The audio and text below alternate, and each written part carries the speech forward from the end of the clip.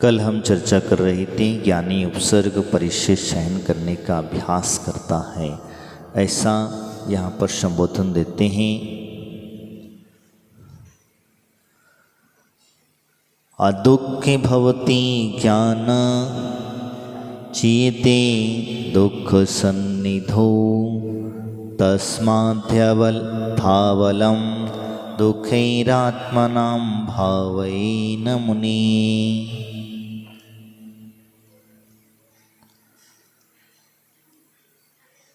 दुख का अनुभव किए बिना जो ज्ञान अर्जित किया जाता है वह दुखों के सामने आने पर नाश को प्राप्त हो जाता है।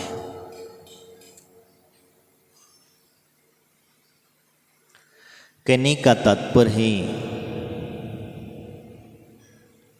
कि हम जिस ज्ञान को प्राप्त करते हैं उस ज्ञान का अगर व्यवहारिक ज्ञान ना आता हो, व्यवहारिक क्रियाएं ना आती हों, खाली कागजी ज्ञान अगर हमें आता है तो क्या हम उस मंजिल को प्राप्त कर पाएंगे? ये संभव नहीं है। एक घटना बताता हूँ आपको।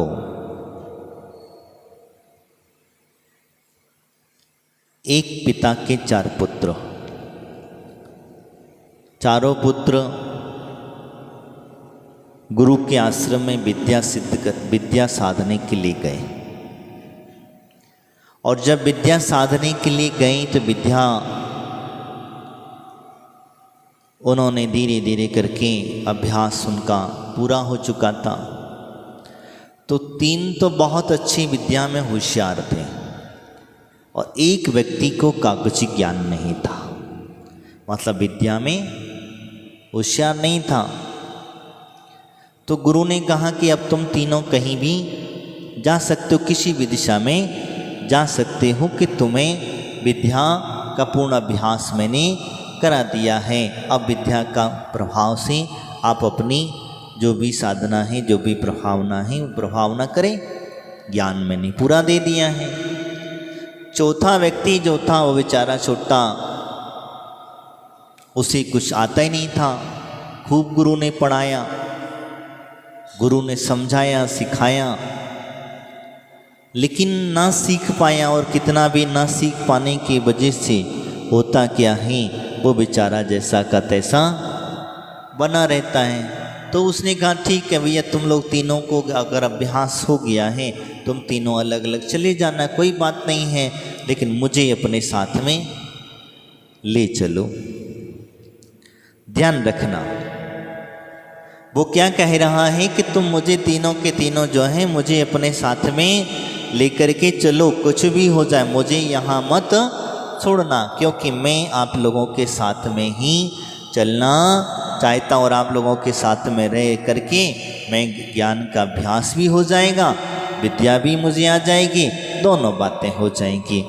तो उन्होंने विचार किया नहीं नहीं, हम तुम्हें नहीं ले जाएंगे, हम तुम्हें अपने साथ में नहीं लेकर के जाएंगे। बोले क्यों नहीं लेकर के जाओगे? क्योंकि जब तुझे हम अपने साथ में लेकर के जाएंगे तो तुम मेरे भाई हो, क्योंकि वो सबसे छोटा वाला भाई था, और लोगों से कहेंगे कि ये हमारा भाई है तो हम लोगों की तो हंसी हो जाएगी। क्या होगा? हंसी हो जाएगी। और हंसी होने का मतलब यानी कि लोगों के सामने हमारी रेपुटेशन गिर जाएगी। क्योंकि देखो, एक भाई तो इतने भाई, 3 तो ज्ञानी और ये अज्ञानी, इसे कुछ भी नहीं आता है, कितने भी शास्त्रों को पढ़ा है, कितना लिखा है, किसी नहीं आता है, ये तो अज्ञानी है। और 3 के 3 भाई ज्ञानी, इतने बड़े होशियार हैं, अपने अपने तरीके से अपनी अपनी साधना से तल्लीन है। तो इसीलिए उन्होंने कहा हम तुम्हें नहीं लेके जाएं। तब उसने धीरे से कह दिया, जब नहीं माने तो एक काम करो, अपना नौकर बना कर ले जाओ। क्या कहा? अपना नौकर बना करके लेकर के चलो। जब ऐसा कहा कि नौकर बना करके लेकर के चलो, तो बोले ने कहा चलो कोई बात नहीं, नौकर कह देंगे, किसी से ये नहीं कहेंगे कि हमारा भाई है,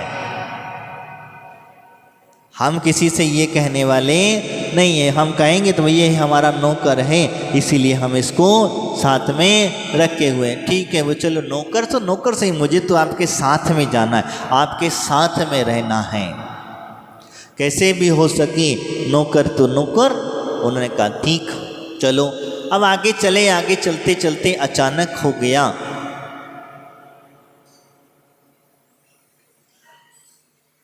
अंधेरा और शाम होने आई, और शाम होने आई तो सामने जंगल था। जंगल होने की वजह से अब क्या किया जाए, तो रात्रि का समय है, रात्रि का समय निकालना तो पड़ेगा, कैसे भी करके निकालना पड़ेगा। तो उन्होंने कहा ठीक है कोई बात नहीं, कैसे भी करके। तो उन्होंने कहा वो तीनों के तीनों तो सो गए, और वो जो बेचारा छोटा वाला था उससे कहा तुम रात भर जगो। और रात भर जगो, तो रात भर जगते जगते बेचारा नौकर बेचारा ने कहा कैसा करें, और कोई शेर वेर आ जाए तो फिर हमें जगा देना, तो हम कहीं उसे बच सकते हैं। तो उन्होंने कहा ठीक है, बोले कोई बात नहीं है। अब जैसे ही अग्नि जला करके बैठे वो तीनों के तीनों सोने लग गए। अचानक आ गया जंगल का राजा शेर। जब शेर आ गया तो अभी सब के सब तो फट गई इनकी। अब ये सब जा करके कोई इधर भाग रहा है, कोई उधर भाग रहा है, कोई इधर भाग रहा है। जो बेचारा अनपढ़ था उसे कुछ आता ही नहीं था, क्योंकि उसने पता था कि शेर को अग्नि से पहले ही डर। उसने क्या किया, लकड़ी जो जल रही थी उस लकड़ी जलती हुई लकड़ी को उठाया और शेर की तरफ फेंक दिया। शेर उल्टी अपनी दुम दबा करके भाग गया। कागजी ज्ञान वालों, कागजी ज्ञान वाले क्या हुआ, उन्हें कुछ भी ना कर सके, वो शेर से अपने आप को ना बचा सके, तो फिर दूसरे को क्या बचाएंगे। खुद को ज्ञान नहीं दे पाए, दूसरों को क्या ज्ञान दे पाए। वो कुछ नहीं कहा, जिसको कुछ नहीं आता था उसे उसने कुछ नहीं कहा। उसने कहा ठीक है आगे चले। रात्रि का समय हुआ खत्म, सुबह हुआ। अब लगे भूख लगी सबको। क्या लगी, सबको भूख लगी। अब भूख लगी तो अब क्या करा जाए। जब भूख लगी है तो भूख तो भूखते होती है। तब उन्होंने कहा फल खाए जाए। तो एक पेड़ पर फल लगे हुए थे। क्या लगा था, फल लगे हुए थे। अब वो तीनों की तीनों बुद्धि देखना, वो तीनों के तीनों बुद्धि जो है वो नीचे से पत्थर मार कर फल तोड़ने की कोशिश कर रहे हैं, उचक उचक के। अब वो फल ना तोड़ पाए। अब बेचारे भूख तो लगी थी, तो भूख लगी। तीसरा जो था उसने सीधा ऊपर चढ़ करके फल तोड़ करके नीचे ले आया। तो बोले ये ज्ञान तुझे कब मिला। गुरुजी ने बड़ी अनसाफी करी हम लोगों के साथ में। क्या कहता है, गुरुजी ने हमारे साथ में नाइंसाफी करी, तुझे चुपचाप चुपचाप एक ज्ञान दे दिया, और हमें तो गुरुजी को नाइंसाफी, गुरुजी के ऊपर दोषारोपण। गुरुजी ने इस तरीके से हम लोगों के साथ नाइंसाफी करी, तुम्हें तो ज्ञान दे दिया। और हालांकि उसे कोई ज्ञान नहीं दिया गया था, उसके सामने बस कभी कोई तो बोले मुझे गुरुजी ने नहीं दिया। बोले तो फिर किसी कैसे ज्ञान, बस ऐसे ही आ गया, मुझे गुरुजी ने थोड़ी ना ज्ञान दिया। बोले कि मैं तो सिर्फ देखते देखते सीख गया। बोले तुझे ये भी आता है। अब उसको बेचारों की सबकी भूख मिट गई। मिट जाने के पश्चात में होता ये है कि वास्तविकता हम लोग जिस जात को जानते हैं, मैं आपसे जो कहना चाह रहा था, तो ज्ञानी का अनुभव और अज्ञानी का अनुभव दोनों में बहुत अंतर होता है। तो ज्ञानी कागजी ज्ञानी नहीं चाहिए। कौन सा ज्ञानी नहीं चाहिए, कागज का ज्ञानी नहीं चाहिए। वो कागज का ज्ञानी जो होता है वो कितना भी कुछ कर ले, वो कभी अपनी भूख नहीं मिटा पाएगा, क्योंकि कागज में डूबा रहेगा। इसी वजह से वो कहते हैं। तो यहाँ वो कह रहे हैं कि ज्ञानी के ऊपर उपसर्ग आएगा, यानी कि ध्यान रखना ज्ञानी कागजी ज्ञानी है, शास्त्र का ज्ञानी है, शास्त्र का ज्ञान भले ही कितना भी हो जाए, लेकिन जिस व्यक्ति को आत्मा का ज्ञान ना हो, वो व्यक्ति के ऊपर अगर उपसर्ग आएंगी तो वो कभी भी अपने उपसर्गों को दूर कर पाएगा? नहीं कर पाएगा। यही कारण है तो वो उपसर्गों को दूर करने के दुख का अनुभव करें, तो दुख का अनुभव बिना किए बगैर हमें ज्ञान नहीं आता है।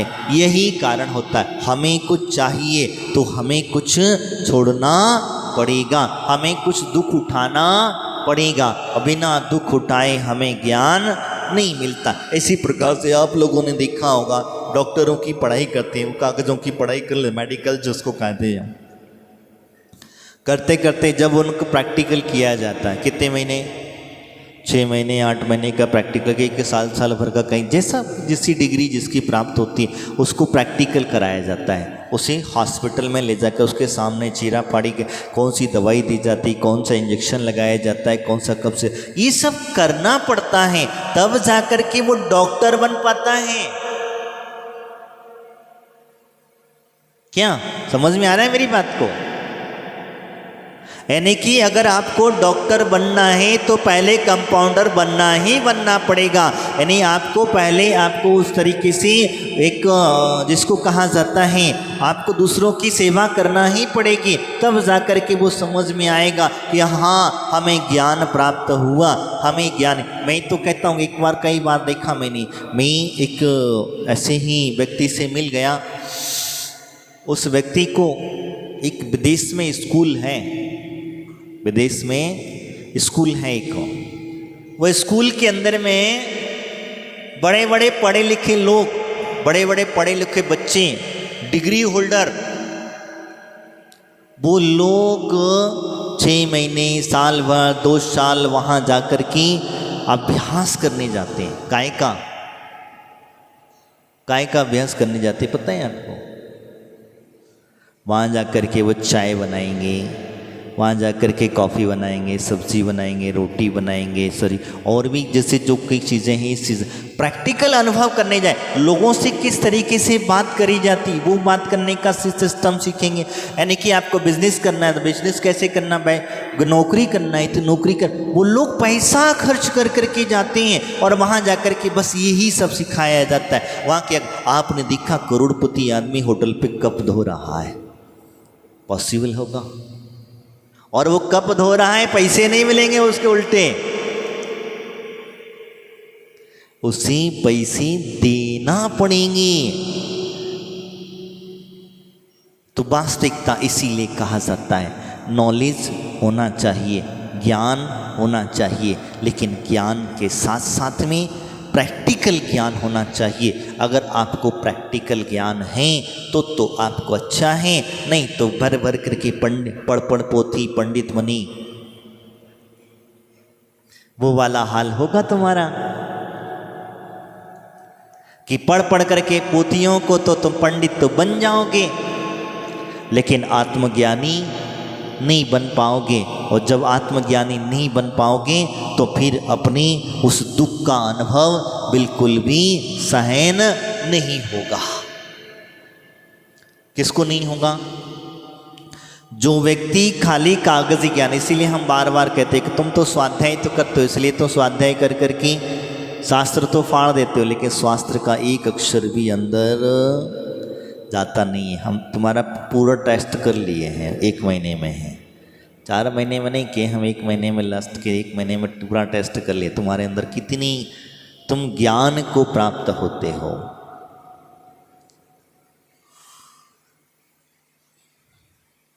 छोटा छोटा सा हमें समझ में नहीं आता है, छोटे छोटे से आंसर हमारे समझ में नहीं आते, छोटे छोटे से शास्त्रों को हम पढ़ने चले, बड़े बड़े शास्त्र। हम कहीं तो बाल विज्ञान भी पूरी नहीं आती है हमें, सच कहें तो बाल विज्ञान का ज्ञान भी पूरा नहीं आता है। और जब तक बाल विज्ञान का ज्ञान नहीं होगा तब तक तुम भले कितने बड़े बड़े शास्त्र पढ़ लेना, वो पढ़ना और ना पढ़ना एक बराबर हैं, क्योंकि वो समझ में आएंगे ही नहीं कितने भी कोशिश कर लेना।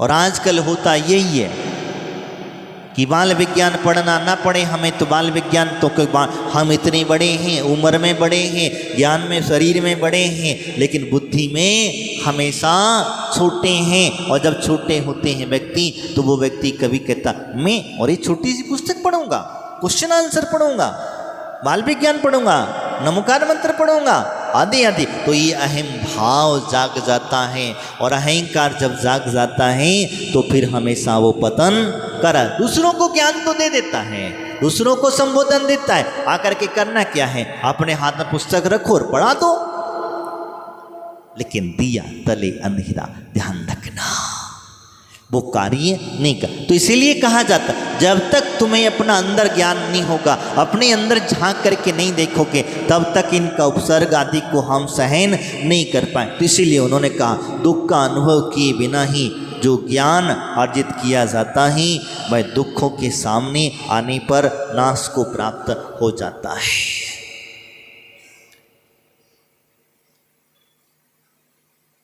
बच्चा साइकिल चलाना सीखता है तो जब तक 2-4 बार गिरे ना, 2-4 बार गिरे ना, तो क्या वो साइकिल चलाना उसका सार्थक होगा? हाँ, होगा क्या? नहीं होगा। आप गाड़ी चलाते हो, गाड़ी चलाते समय 2-4 जगह ठुके ना, पायलट बनोगे तो कैसे बनोगे? 2-4 जगह ठुके ना तो कैसे काम चलेगा? आप घर में खाना बनाते हैं और घर में खाना बनाते समय 2-4 जगह चटके ना लगे, खाने का मजा आएगा क्या? मैं आपसे पूछना चाहता हूँ, नहीं आएगा ना? पक्का? क्योंकि जब तुम्हें जल जाते हो, चटके लग जाते, तब उस समय समझ में आता है कि हाँ हम यहाँ गलती कर रहे थे, यहाँ भोजन की व्यवस्था, यही सब चीज़ें हैं। तो यही संबोधित चीज़ें हैं। जब तक हमें ज्ञान का हमें इस प्रकार से कहा, तो हमें सदुपयोग उसी समय पर होता है। बनाने को सीखने को सीख लिया, आजकल तो क्या है, मोबाइल का ज़माना आ गया है और मोबाइल पर से सब सीख लो। लेकिन सीख लो, सीखने से कई विषय नहीं है, लेकिन वो सीखने में भी बहुत अंतर हो जाता है। कई लोग क्या करते हैं, मोबाइल के माध्यम से खाना बनाने लग जाते हैं, तो खाना बनाते बनाते मोबाइल ही कैसा बना है जब पहले टेस्ट करके देखते हैं, अरे इसमें तो ये तो है ही नहीं, इसमें तो ये स्वाद नहीं, उसमें वो स्वाद। जब स्वाद नहीं होता है तो फिर वो दोबारा फिर बनाता है, फिर बिगाड़ता है, फिर बनाता है। तो ऐसे ऐसे करके धीरे धीरे करके सीख जाए। तो मैंने आपसे चर्चा करी अभ्यास, यानी कि आगे उन्होंने कहा था इसीलिए नाश को प्राप्त होता है, और इसीलिए मुनि यथाशक्ति दुखों से आत्मा की भावना करे। वो कह रहे मुनि के लिए कहा, श्रावक के लिए नहीं कहा। अब तो खुश हो गए तुम लोग, क्या हुआ? अब तो खुश हो गए होगे ना? श्रावक की बात ही नहीं है, तो मुनि महाराज हैं, मुनि महाराज को तो अब अपना अपना करना चाहिए। नहीं, हमारे आचार्य ने कहा इस सभी के लिए ज्ञान चीज एक ऐसी है, इसी आत्मा को तो यहाँ करें मुनि ऐसी भावना करे, दुखों को सहन करने, इसीलिए कहा जाता है। तो धीरे धीरे जब वो दुख को सहन न करेगा और कष्ट को सहन नहीं करेगा, तो फिर वो लाख कोशिश करे। तो घर में अच्छा था, सुख सुविधाओं में अगर मुनि महाराज बन करके रहता है और सुख सुविधाएं इकट्ठी करके रखता है, तो फिर घर में अच्छा था कि नहीं था?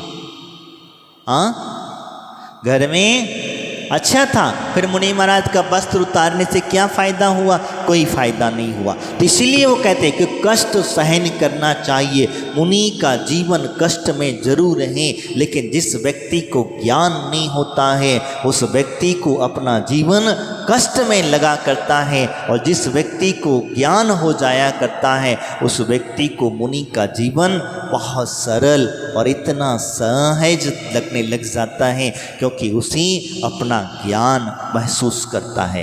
वो अपनी बुद्धि को जो है ज्ञान में प्रवृत्त करता है। तो इसीलिए इस भावनाओं को ध्यान में रखना चाहिए। मुनि महाराजों ने थोड़ा थोड़ा कष्ट सहन करना चाहिए, तो वो कष्ट तो सहन कर ही रहे हैं। कौन सा कष्ट सहन कर रहे हैं?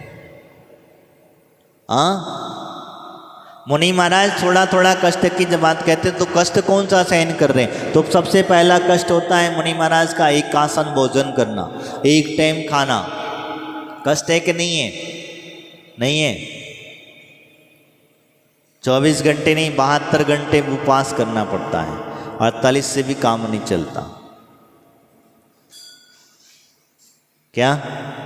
तो जब मुनिराज को जो है आहार चर्या नहीं मिलती है, भोजन नहीं मिलता है, कभी अंतराय हो जाता है, कभी कुछ होता है, कभी कुछ होता है, तो कष्ट है कि नहीं? अपने कष्ट को सहन करते हैं। लेकिन अगर आत्मज्ञानी होता है तो कष्ट सहन कर लेता है, नहीं तो होता है तो कहता है पीड़ा हो रही है, बहुत तकलीफ हो रही है, दर्द हो रहा है, अरे इधर कभी इधर उठेगा कभी उधर उठे, बड़ा पीड़ा है। अपना काम करे, अपनी जगह पर है, औषधि अपनी जगह पे काम करे, तो कष्ट होना चाहिए। क्या होना चाहिए?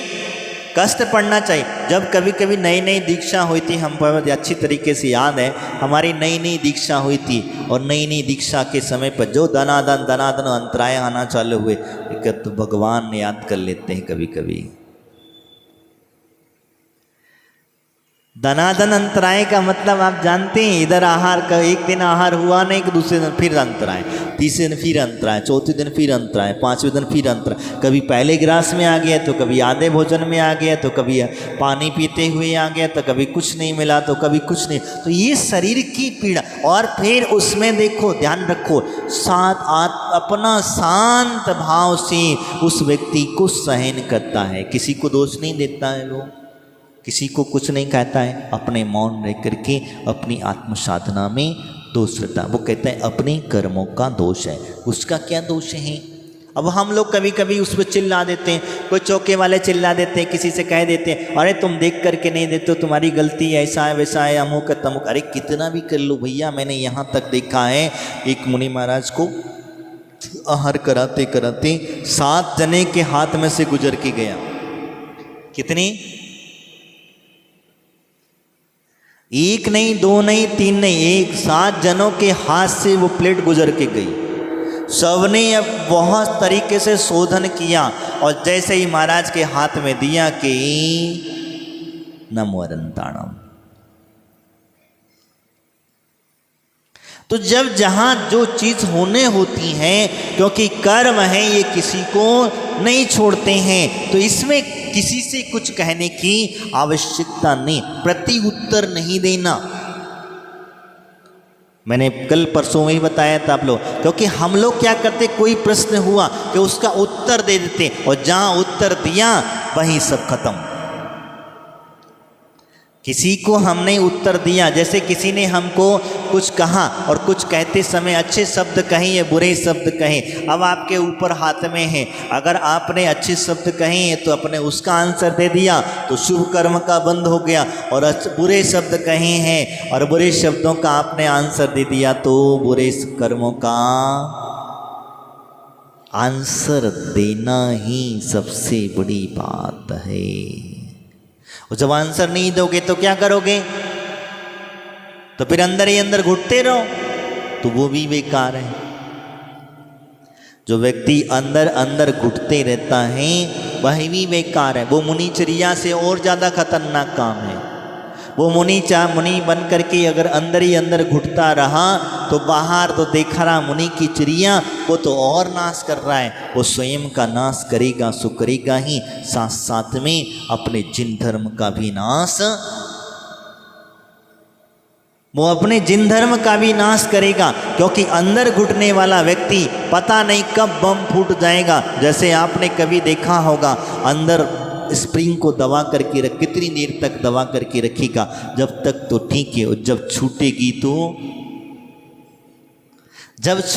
तो वो दूर उड़ेगी, वह आसानी से अब उसको नीचे ज़मीन पर नहीं रखी जा सकती हैं। इसी प्रकार से जब अंदर घुटने वाला जीव होता है तो वो एकदम से ऐसा बम फोड़ता है, कभी ऐसे विचार आ जाते हैं तो कभी कुछ हो जाता है, कभी कुछ हो जाता है, तो घटना दुर्घटनाएं पैदाएं अवश्य कर देता है। तो इसीलिए मैंने आपसे कहा कि जो अंदर घुटने वाला व्यक्ति और महान विकार, बहुत स्थिति खराब है। कम से कम वो जो व्यक्ति अंदर अंदर घुट करके, तो कभी कभी देखा होगा अंदर घुटने वाले व्यक्तियों के दांत घस जाते हैं। दांत घिस जाते, जान तो कैसे, किसके साथ साथ रहता, अंदर ही अंदर के दांत खाते रहता है, कुछ कह तो नहीं पा रहा है, कुछ बोल तो नहीं बिल्कुल भी। तो धीरे धीरे करके वो क्या होते हैं, दांत जो हैं घिसने लग जाते हैं, दांतों में से प्रकार से, तो पूरे पूरे घिस करके स्वाहा। तो कभी देख लेना जिसके दांत घिसी हुए मिले तो समझ लेना ये व्यक्ति ज़्यादा अपने आप को कुछ भी बातों को घुटते, जवाब नहीं दे पाता है, और जवाब ना देने की वजह से यही कारण होता। तो मैंने आपसे चर्चा कर रहा था, ज्ञानी जो हैं अपने आत्मकल्याण की भावना को भाते हुए, भाई मुनि जो हैं आत्मकल्याण की भावनाओं को भाते हुए अपने शरीर को कष्ट देता है, और शरीर के कष्ट के साथ में ही आत्मज्ञान को भी प्राप्त किया करता है। तो धीरे धीरे करके ऐसे कष्ट के माध्यम से आगे उन्होंने कहा, ज्ञानी की योग्य साधना, वो साधना किस प्रकार से करता है, तो कहते हैं प्रयत्न नातात्मनो वयोरिच्छा द्वेषा परिवर्तिता वयो शरीरं यंत्रणी वर्तते स्वयंसु कर्मसु। आत्मा की इच्छा और द्वेष से होने वाले प्रत्यन से वायु चलती हैं, और उस वायु से शरीर का यंत्र अपने अपने कार्य में वर्तने लगता है। इनकी कहते हैं कि जब अंदर से राग और देश, जिसको हम कहते हैं एक भाषा में कैसे, और यहाँ कहते हैं उन्होंने इच्छा और देश हो, राग देश हो, इच्छा हो, वह जब होने वाली जो है हवा चलती है, अंदर से वायु चलती है। क्या चलती है, हमारी किसी कोई इच्छा है, हमारी कोई इच्छा है, और इच्छा है तो अंदर से वो हवा उठी, वायु चली, और वायु चली तो चलते ही वायु क्या करेगी, शरीर में हलचल पैदा कर देगी। क्या करेगी, नहीं करेगी, करेगी ना। जब अंदर से वायु चली है तो इच्छा हुई है, तो इच्छाओं के लिए हमें यहाँ पर रोकना है। अगर यहाँ इच्छाएं अगर नहीं रुकी तो तुम्हारे शरीर में हलचल पैदा कर देगी, और जो शरीर में हलचल पैदा हो गई, जो मन में है सो वचन में, और वचन में है सो काय में उतर ही जाता है। वो लाख कोशिश करे, कितना भी छुपाने की कोशिश करता है, उसे छुपा नहीं पाता है। कभी कभी किसी के व्यक्ति के अंदर से दुखी होता है, पीड़ित होता है, तो व्यक्ति लाख करता है, नहीं नहीं मैं पीड़ित नहीं हूँ, नहीं मैं पीड़ित नहीं, मैं दुखी नहीं हूँ। दुखी होते हुए, अरे तुम दुखी हो या नहीं हो, लेकिन तुम अपने आप को संबोधन कर रहे, अपने आप से कर, नहीं मैं दुखी नहीं, मैं दुखी नहीं हूँ, तो अपने आप को रोकने की कोशिश कर रहा है। द्वेष भाव होते, इच्छा हुई, कोई इच्छा की पूर्ति ना हुई तो हमारा अहम जाग गया, हमारा शरीर जाग गया, आत्मा जाग गई, कहने लगे नहीं बताओ हम इतना मेहनत करते हैं, इतना सब कुछ करते हैं, और हमारी इच्छाओं की पूर्ति नहीं होती। हम मुनि महाराज बन गए, हमारी बन गए, बनने के पश्चात में होता क्या है, हम इतनी साधना करते हैं, हमें तो कुछ मिलता नहीं है, और इनके पीछे लोग इनकी जय जयकार होता है कि नहीं होता। ऐसा खास करके होता है। जब कहीं बड़े व्यक्ति की जय जयकार होने लग जाती है, बड़े साधु की जय जयकार होने लग जाती है, तो छोटे साधु के मन में ये भाव जागृत हो जाते हैं। तो ये इच्छाएं हैं, बात को समझ लेना, इच्छाएं हैं जागृत हो जाती हैं। बताओ बड़े साधु की तो सब आरती कर रहे, कोई हमें पूछने ही नहीं आ रहा। बड़े महाराज को तो सब लोग पूछ रहे हैं, सब लोग जाकर के चौके में देखो तो उनके पीछे 10-10 लोग पीछे खड़े हुए हैं, बड़े मनाने ले करके खड़ा रहे हैं, और छोटे को कोई, छोटे को रूखा सूखा मिल रहा है, बड़े को बढ़िया सुंदर सुंदर आइटम मिल रहे हैं। तो ये सब हाँ इच्छाएं हैं। इच्छाएं हमारी जिस प्रकार की अगर हो जाती हैं तो फिर हमें नुकसान हो जाया करता है। इसीलिए मैंने कहा द्वेष भावनाएं पनपने लगती हैं। तो देश भावनाएं जब पनपती हैं तो ज्ञानी की देश भावनाएं बड़ी खतरनाक होती हैं। ज्ञानी जो होता है वो ज्ञानी की देश भावनाएं बड़ी खतरनाक होती हैं। एक बार की घटना मैं आपको बताता हूँ, बहुत पहले कई बार कितना याद आई तो मुझे बताना चाहूँगा। एक बार क्या हुआ, जनक के दरबार में, राजा जनक जानते, राजा जनक जानते, सीता का पिता। ऐसा कहते हैं कि सीता के पिता जो थे जनक थे, जनक के दरबार में एक ब्राह्मण पहुंचा, ब्राह्मण पहुंचा और पहुंचा तो वो कुछ अटपटा था। समझ रहे मेरी बात को? अटपटा मतलब 8 जगह से टेढ़ा मेढ़ा था। वो शरीर का इतना बड़ा अटपटा था कि वो शरीर के 8 जगह से टेढ़ा मेढ़ा था। कर्म है, कब किसको क्या और किस तरीके से आ जाए उसको लिए कुछ कह नहीं सकते हैं।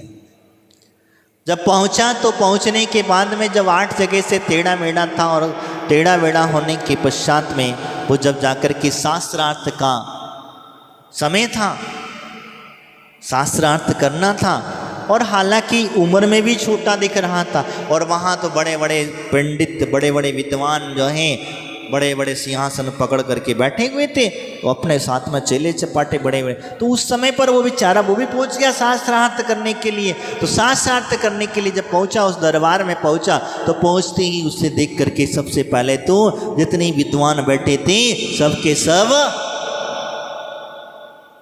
क्या करें, हंस दिए। ध्यान से समझना, जब हंस दिए तो हंस देने के बाद में जब हंस करके राजा जनक को पता चला कि सबके सब हंस रहे, तो राजा सामने बैठा था, उसने कहा सब हंस रहे, तो हंसने के बाद में धीरे से राजा जनक भी क्या हुआ, उसके भी हंसी का पारा नहीं रहा, तो वो भी हंस लिया।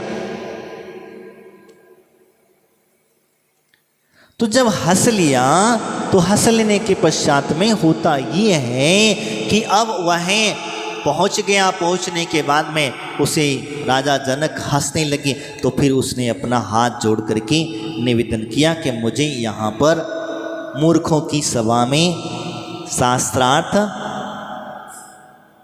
क्या कह गया, मुझे मूर्खों की सभा में शास्त्रार्थ नहीं करना है। इतनी बड़ी बात उस लड़के ने कह दी। वो टेढ़ा बेड़ा जगह 8 जगह से था, उसने कहा मुझे शास्त्रार्थ नहीं करना है। राजा जनक, तुम्हें इस हंसी का परिणाम भुगतना पड़ेगा। ये तो सब राजा जनक का नाम सुना था मैंने, क्या था, राजा जनक का नाम सुना था मैंने विद्वानों की उच्च कोटि में नाम सुना था उसका, लेकिन ये तो मूर्खों का शिरोमणि निकला। और ये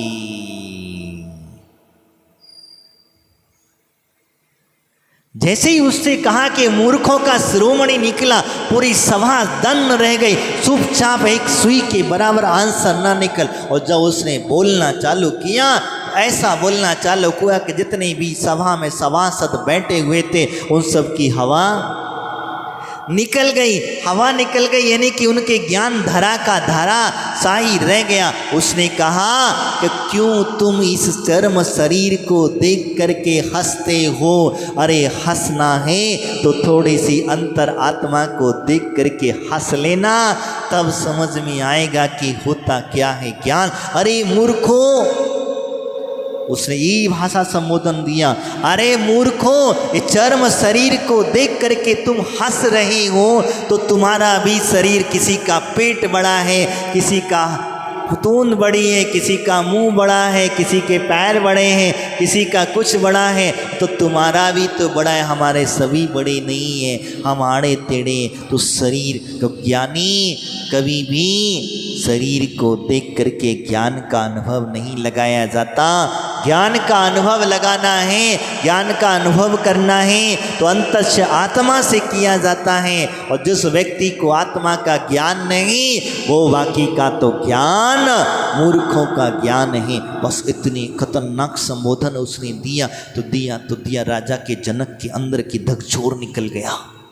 राजा जनक जो था अंदर से उसको हिल गया, और हिला नहीं तो वो ऐसा हिला कि जा करके वो उस अष्टवक्र जिसको कहा जाता पंडित जो था 8 जगह से टेढ़ा मेढ़ा जो था उसके चरणों में जा करके साष्टांग नमस्कार करता है कि हे ज्ञानी पुरुष। अब उससे वो नहीं कहा, अब टेढ़ा मेढ़ा देख के हंसा नहीं, हे ज्ञानी पुरुष आप इस सभा में पधारे, उस हमारी सभा की शोभा करी, आप बड़े धन्य हैं। अभी पता चला, मैं तो अभी तक समझ रहा था आपको अज्ञानी, आपको ज्ञान कोई चीज़ का। तो कहने का तात्पर्य मेरा वही है, शरीर को देख करके किसी के ज्ञान की गुमदा मत कर लेना।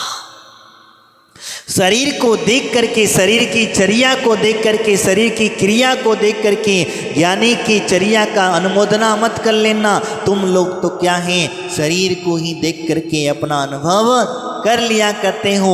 अरे ज्ञानी तो वो है जो आत्मा का अनुभव करा दे और परमात्मा बना दे, परम पद में स्थित का करा दे, तो वो ज्ञानता का महत्व समझ में आता है।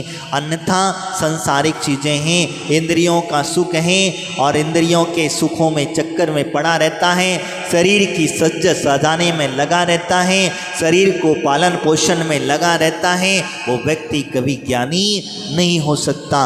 ज्ञानी तो वही है जैसे तैसे हो सके उसकी आत्मा की उन्नति हो, आत्मा की प्रगति हो, धन धर्म की प्रभाव ना हो, तो इसीलिए कहा जाता है। तो इसलिए मैं आपसे कह रहा था, तो ये जो ज्ञान है वो ज्ञान किससे प्राप्त किया? उसने अपने गुरु से प्राप्त किया था, वो अकेले उसको खुद ज्ञान नहीं हुआ।